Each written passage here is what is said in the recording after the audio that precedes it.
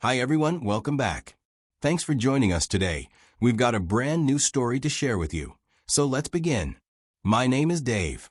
When I ran into my ex-wife and her husband on a plane, she made fun of me and called me the dropout guy. It bruised my ego back then, but what I found out afterwards shocked and changed everything I saw. 3 years ago, Jennifer ended our marriage of many years and left. She said she needed more in life than I could offer her at the time. And even though she didn't say it with malice, it still left a mark. She packed her things, took our cat, and didn't look back as she left. I didn't expect to see her again. Definitely not while boarding a flight to Denver. She was as beautiful as ever, doled up in her Cartier watch, high-end blazer, walking hand in hand with a man who looked like he was pulled straight out of a Forbes profile. She noticed me first and decided to come meet me, introducing the man with her as her husband and, in front of a whole row of strangers, announced that I was her ex. I felt bad about this public embarrassment. What I didn't realize in that moment was that nothing she showed me that day was real. It would take a while for the truth to surface. But let me back up. Jennifer and I met in 2016 at a community college in Phoenix. We were just two broke kids trying to carve out a future with scholarships and part-time jobs. She worked at Target in the apparel section. I was doing tech support for a strip mall computer repair shop. We bonded over shared struggle, and in a strange way, that created something sturdy between us. We moved in together after 8 months of dating. Rent was $1,200 for a dusty one-bedroom with bad plumbing and carpet that crunched in places it shouldn't. We split it down the middle. We were practical like that and decided we would make things work. Our routines were simple, but our dreams were big. She talked about working in marketing someday in real corporate campaigns. I said I wanted a career in building everyday software and other tech-related things. We'd talk about where we'd live. Maybe kids eventually, when we have gained a proper footing in life, as none of us thought it was a good idea to bring a kid into this world to suffer. It all felt possible then. But even in those early days, there were signs that we saw the world through different lenses. Jennifer worried about stability. Even when we had enough to cover bills, she was anxious about what would happen if one of us got sick or was laid off. She hated unpredictability. It made her physically tense. If our grocery bill came out $20 higher than expected, she'd go silent in the car for the rest of the drive. She once told me that her biggest fear wasn't failure. It was looking like she was failing. She could handle a setback if nobody saw it. But public struggle? That was something else entirely. Her image mattered, and she protected at all costs, even if it involved lying. Even during our broke college years, she'd iron her clothes for class and organize her phone apps by color. It wasn't vanity, it was armor. And the thought of not looking like she had it together terrified her. At the time, I chalked it up to being practical. In hindsight, I think she was scared of being poor again. She had grown up watching her parents scrape by, and she once told me she never wanted to have to ask for permission to breathe.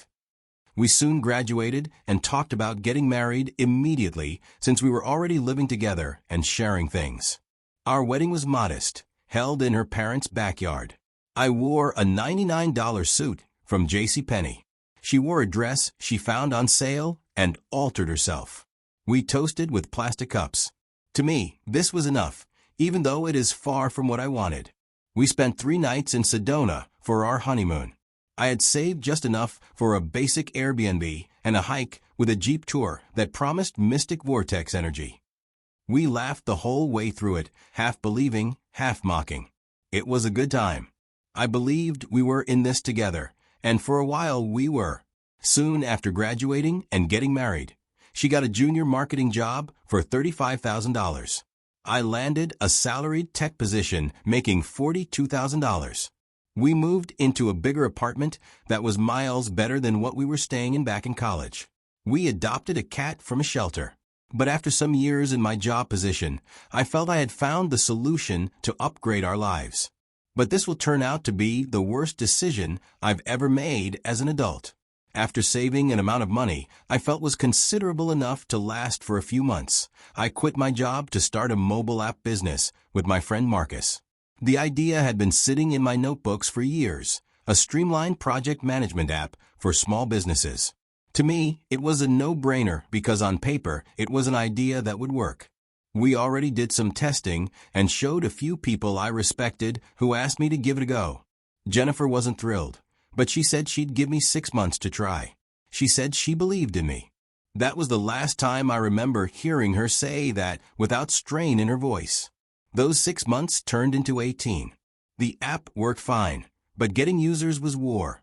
I never imagined we would have difficulties convincing people that this app was what they needed. I was writing blogs, doing outreach, pushing updates, and building landing pages. I was doing anything and everything that was supposed to propel what we had into something big. It was a hustle, and most days it felt like yelling into a void. We had about 200 users, for a long while maybe.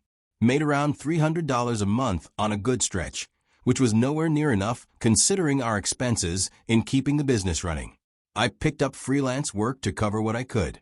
I wrote code for dentist websites and fixed back-end bugs for food delivery startups.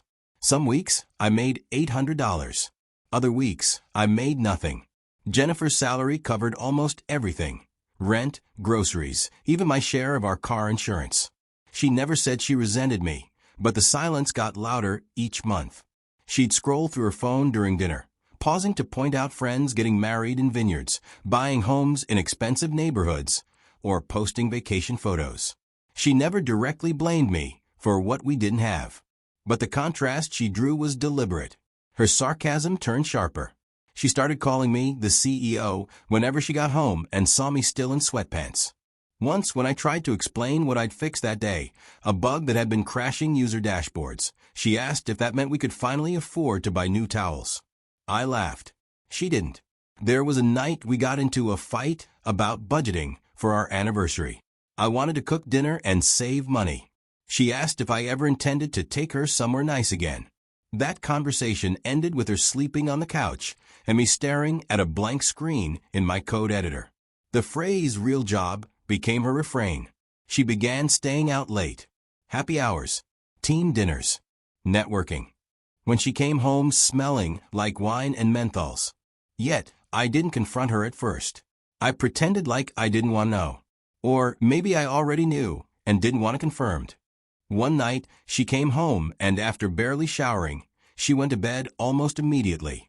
I came into the room to ask if she had something to eat earlier before coming home, but she was already sleeping.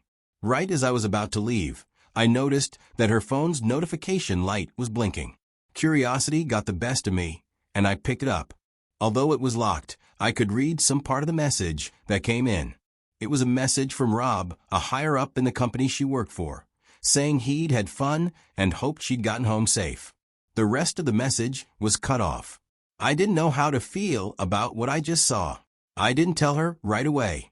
I kept the knowledge like a splinter under the skin, painful, but hidden. Part of me hoped it was a misunderstanding. Another part of me couldn't face the truth. As I began paying attention to her, I started noticing everything. It was like watching your favorite book get rewritten in real time. Same cover, same setting, but the plot twisting into something you didn't recognize. A few days later, she claimed to be working late at the office. I thought about being romantic and brought her dinner as a peace offering. Her car wasn't in the lot, and the receptionist told me she had already left hours ago before I got there. When she got home at 11:30 p.m., I asked how the late-night work session went. She said it was exhausting. I said I'd been by her office. Her face froze for a second. She said she'd been out with friends I didn't know. When I asked who, she didn't answer. Then she said this wasn't working anymore. When I asked if she meant the marriage or the affair, she didn't deny either. She said she needed someone stable, someone ambitious, but practical. She said I was chasing dreams to avoid growing up. She wanted a house, vacations, and predictability. And she couldn't see that happening with me anymore. The divorce was uneventful on the surface, but emotionally brutal underneath. For months of dividing things and canceling joint accounts. We split $8,000 in credit card debt. She took the cat. I moved into a studio apartment that I could easily afford. She moved in with her new man, who, As it turned out, wasn't just a coworker, but a regional marketing director with the expensive life she wanted. She didn't gloat. Not directly. But I heard from a mutual friend that she told people she'd finally found a man with a plan. Her last words to me were that maybe this whole thing would finally make me serious about life. I carried that sentence with me longer than I should have. It echoed every time I looked at my bank balance or updated my resume. It was in the background when I interviewed for the tech support job. I didn't have any other option, so I took it. The startup died a quiet death. Marcus, my friend, took a job with a cybersecurity firm and stopped returning my messages. The domain for our startup expired.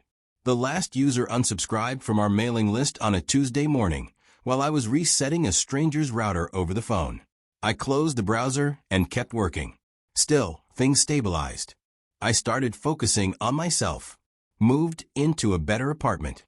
I started opening myself up to meet new people, especially women. I got promoted to $52,000. That felt huge, considering where I was coming from. It was during this time that I was to take a flight to Denver for a conference, my first in years. I bought a new backpack. Practiced my elevator pitch. I was reading a business book at the gate when they called first-class passengers. And that's when my ex-wife walked up to me, looking beautiful, polished, and composed. She held hands with a man in his mid-50s. She walked over, pulling him along. She introduced him as her husband. Then she told him I was her ex-husband. She asked what I was doing these days. I smiled and told her I was doing fine these days. She turned to her new man and said I had once quit a great job to start a company. She described it like a hobby I'd failed to outgrow. I said the business didn't pan out, but I had tried. She smiled and told me, not everyone is built for entrepreneurship. Some people, she said, just needed structure. Her new man, she added, owned 3 car dealerships. They'd just gotten back from Aspen. She described their Paradise Valley home, 5 bedrooms, pool, mountain views, everything she'd once told me she wanted. Before boarding, she added that I do not look like someone who was doing fine in life, as I claimed, but whatever. As she walked away, I heard her tell her man that I was the dropout guy she'd mentioned before. She said she still couldn't believe she'd wasted 2 years of her life. I didn't say anything. I boarded with Group 5, took my seat, put on my headphones, and sat with that moment for the rest of the flight, trying not to let it change the way I saw myself. I could have corrected her and told her that I wasn't some failure because a vision and business I worked hard for didn't work out. But what would that have done? Won me back a point in a game I wasn't playing anymore. She wasn't looking for the truth. She was looking for confirmation, and it was no use trying to prove a point that doesn't matter. Some months later, I was at a barbecue hosted by an old friend I hadn't seen since my marriage fell apart. And there was another mutual friend of my ex-wife, Jennifer's former maid of honor. We hadn't talked in years. But after a couple of beers, we ended up standing near the fire pit, and Jennifer's name came up. I mentioned the plane, said she looked happy, said it was good to see she'd found someone who could give her the life she wanted. The friend's face changed. She asked if Jennifer had said she was married. I said yes. The friend looked away for a second, then told me something that rewired everything I thought I knew. Jennifer wasn't married. Not to the man she introduced as her husband. Not to anyone. According to her friend, they'd broken up about a month earlier. Apparently, Jennifer had quit her job shortly after our divorce was concluded last year, convinced a proposal was coming. She'd even told friends it was imminent. She started introducing the man I saw with her at the airport as her husband before he'd agreed to anything. The man, according to this friend talking to me, hated it and hated being pushed. He also hated the lies. When she gave him an ultimatum, marry me or I'm gone, he let her go. Jennifer had moved back in with her parents after this split. As I grapple with this new revelation, I sense that seeing me at the airport had probably been one of Jennifer's worst nightmares. Not because I was doing better, but because it highlighted that she wasn't yet married as she had thought. Again, I hadn't fallen apart like she needed me to.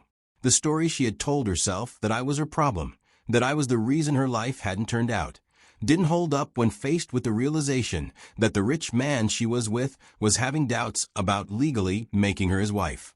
I also hear that Jennifer had asked about me from another friend, like few weeks after her split. She was interested in knowing what I was really doing at the moment. I found that part the hardest to digest. Not because I cared what she thought, but because it meant part of her was still stuck too. She left me looking for more, but never really let go of what she'd already lost. And I think she wanted me to fail.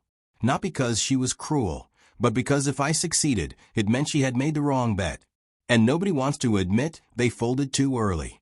It was clear to me that the moment at the airport where she introduced me as the Dropout, that wasn't a victory lap. That was a performance by someone trying to outrun the truth by narrating over it. It is funny that after the plane ride, for days I carried her words around like a stone in my pocket. They surfaced in quiet moments. That phrase, the dropout guy I told you about, crushed me internally. But after hearing all these, I didn't feel smug or triumphant. Jennifer didn't leave me because I was a failure. She left because I couldn't provide certainty on her timeline. Because she wanted a finished product, and I was still building too slowly. She mistook stillness for stability, and I mistook her disappointment for truth. Looking back now, I realize we weren't speaking the same language. She wanted a future that looked like the inside of a home magazine, polished, intentional, complete. I wanted something living, something we could shape together. But here's what I never fully saw while we were together. Jennifer had a kind of silent panic about falling behind. She never said it out loud, but I could feel it in the way she reacted to her friends' updates, engagements, promotions, housewarming parties. Every announcement from someone else was like a ticking clock in her chest. If we weren't winning, she felt like we were losing. And I, in my optimism, thought the love we had would buffer us from all that. It didn't. Today, I have no illusions. I'm not rich. I don't have 5 bedrooms or a BMW. But I'm not scrambling either. I have peace. I have mornings without dread. I have conversations without tension. I have work I'm good at and friends I trust. I have my own version of enough. If you ever run into your ex and they try to sell you a story, remember this. The loudest people are often the most afraid of silence. You don't owe them a reaction. You owe yourself clarity. The best redemption arc isn't loud. It's not viral. It's not even revenge. It's living well, quietly, fully, and without explanation. Thanks for reading.